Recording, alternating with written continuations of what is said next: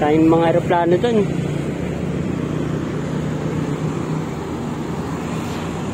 Ayan, daming mga giniba dito mga kabayan.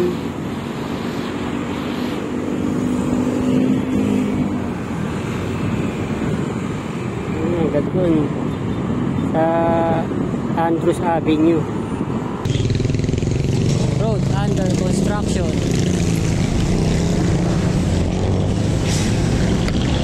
Bakbak tong sun lane. Lalakihan sigurado yung dito, drainage. Napabayaan na ito na ng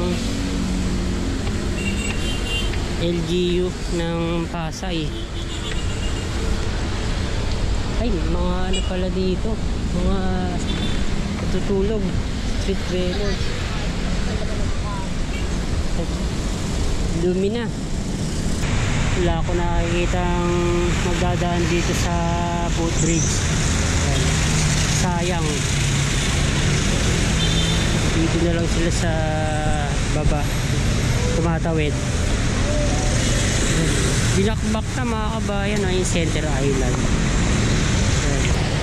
March 28 na ngayon. So nasa tapat tayo ng NAIA Terminal 3. Yan natin, mag-update tayo dito. Tagal na natin hindi nakakapunta dito. Ayan, tara. Kaya natin yung mga ginagawa dito. Yan na. Yun, yung mga mga semento na ito, mga to. Pero yung iba hindi pa naalis, yung mga casing.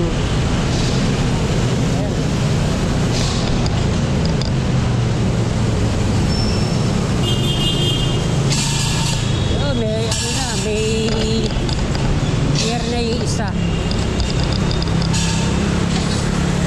Ito nag-uumpisa na naglagay na ang gear head.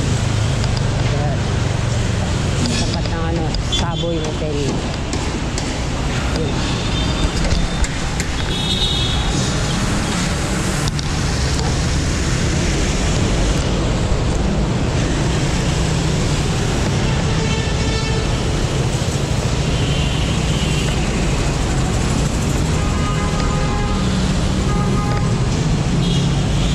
Meron na rin. May pier na rin. Off-ramp to mga kabayan. Yan na yung ginagawang off-ramp. May expressway. Yun. Bubuo na dito.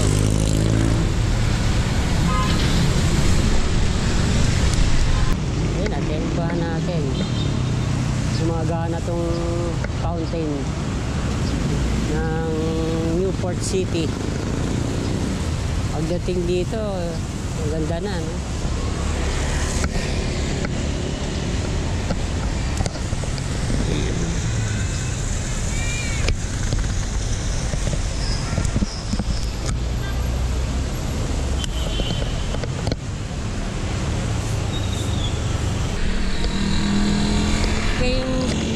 Pwedeng ayusin, no, ng NNIC. Yan, itong area na to pwede kang ayusin. Naka-traffic.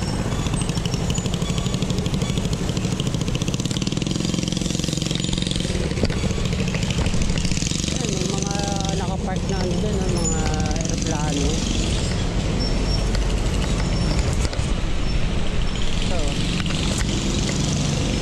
yung mga nadadaanan ng mga turista.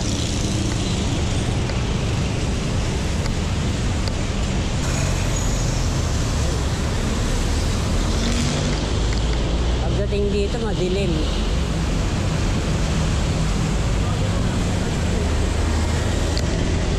Ito po, mapaganda pa sana dito.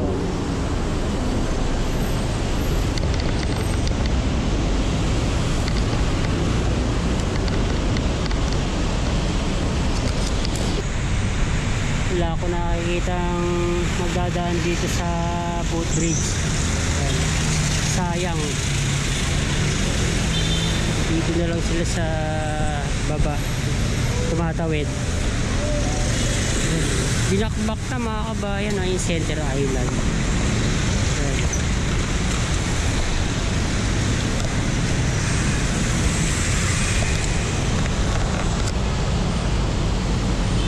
Ayun. Bakbak. Ayun. Mga ano na agad dito, no? Mga improvements na kagad nung hinawakan na ng NNIC noong September. Halos ano na pala, no? 6 months na.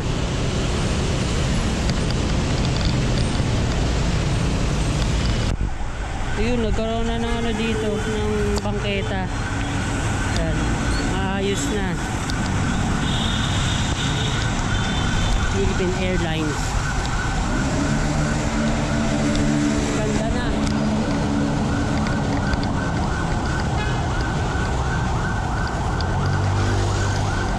Ito hindi pa. Pininturahan na itong ano dito, poste.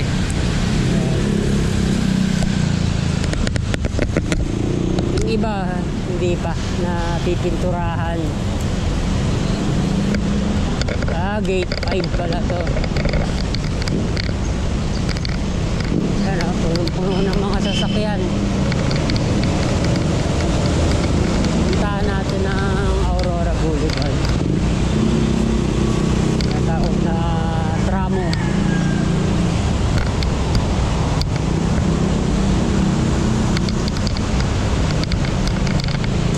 Dito merong mga informal settlers sa party na to. Pero binakbak na yung ano dito, Center Island. Inaluluwag nila yung ano, mga kalsada. Ni-improve nila yung traffic. Ito na, Aurora Boulevard. Dito wala na mga ano, mga umuupa. Abandonado na. Pa natin alam kung anong gagawin dito. Kaya puntahan natin ang domestic road. Wala na mga halaman itong mga planter boxes. Lanta na lahat ng mga halaman. Yan. Hindi talaga kasi naaarawan. Yan. Sa tapat ng LRTA.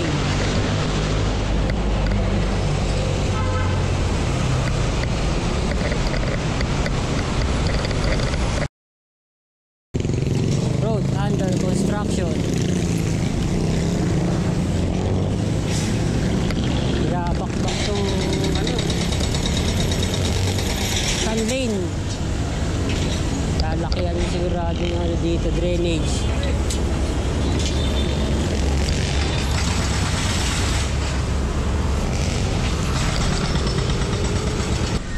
Banda dito meron din. Binabakbak tong dito.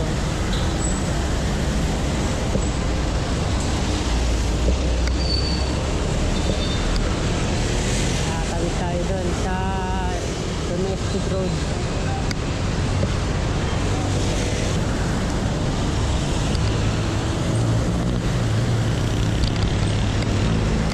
Ito wasak na, oh, mga kabayan. Dito yun, oh. Yun, meron ginigiba ito, no? Sa domestic road na to. Grabe, oh. Daming giniba dito.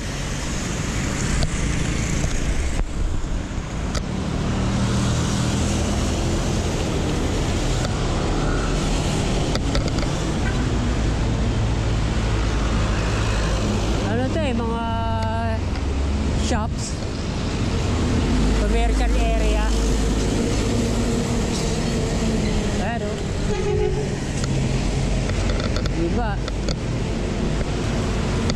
ito na yung ano, Terminal 4.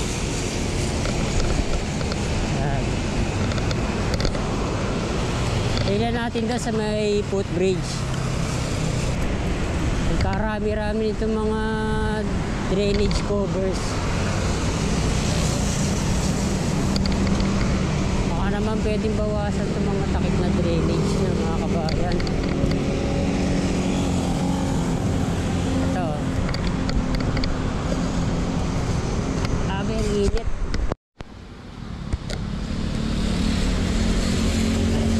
Napabayaan na ito daw ano, ng LGU ng Pasay. Ay, mga ano pala dito, mga natutulog, street dwellers. Dumi na.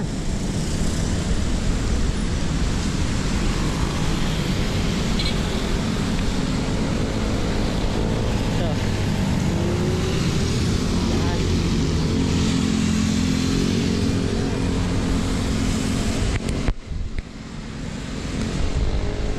Lalo pala dumumi itong footbridge dito.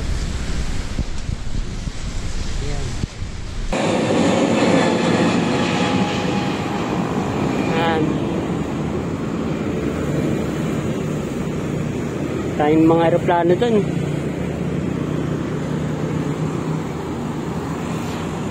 Ayan, daming mga giniba dito mga kabayan.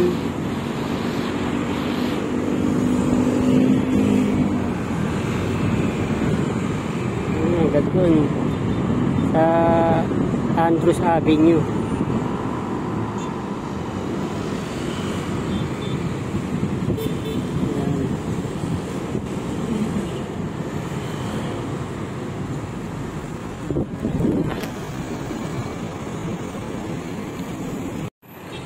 Doon na papuntang Terminal 1 sa kaliwa, sa kanan papuntang Roas Boulevard.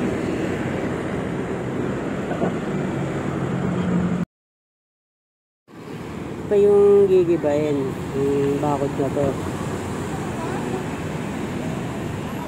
Nakalagay Aviation Partnership Philippines. Yan pa, oh. Kaya to, gigibahin din to.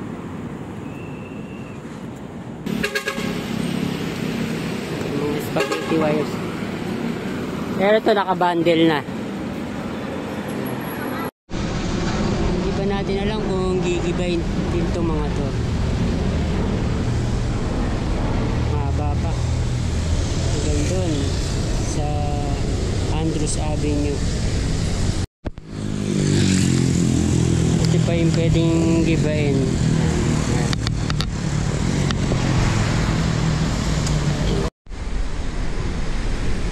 Nasa ano tayo, domestic road na. Yan, ito pa yung mga pwede pang gibahin, mga pader. Mahaba-haba pa to kung gigibahin ito mga to.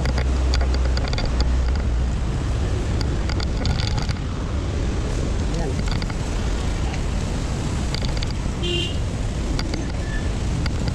Ito yung napakaraming takip ng drainage.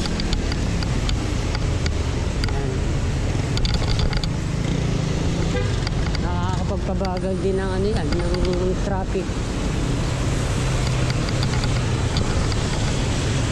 Ito, yan. Wala na madaanan dito. Wala na malakaran.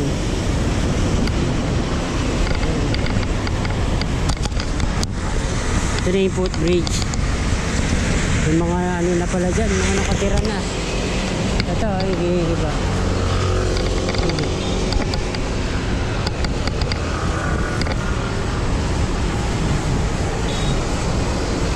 Bakod.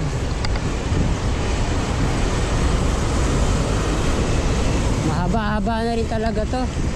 Hanggang sa ano na to eh, sa Andrews Avenue. Dati hanggang dito lang eh.